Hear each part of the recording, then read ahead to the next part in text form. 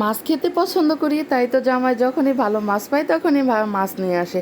তো এই যে দেখুন আজকে মাছ নিয়ে এসেছে, এই যে এগুলো লোটে মাছ আর সাথে ছিল ইলিশ বাটা মাছ।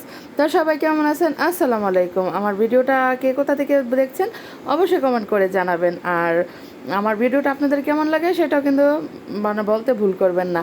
আর এসবি সাবিয়া ব্লগ অ্যান্ড কুকিংয়ের নতুন আরও একটি ভিডিও নিয়ে আপনাদের সাথে শেয়ার করতে চলে এসেছি আমি। তো চলুন আজকে ভিডিওটা এখান থেকে এনজয় করা যাক। এখানে এই যে বাটা মাছ আর নিয়েছে লোটে মাছ। তো আমি এখানে বাটা মাছটা সুন্দর করে ফ্রাই করে নিয়েছি, এটা আমি কিন্তু ডিপ ফ্রাই করেছি।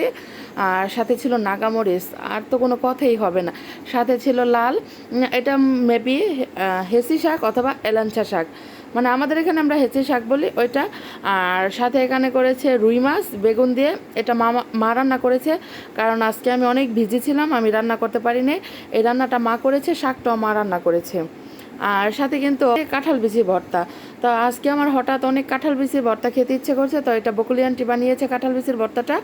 আর এখানে করেছি গরু মাংস বোনা, এটা আমি বিয়েবাড়ি স্টাইলে গরু মাংসটা রান্না করে নিয়েছি।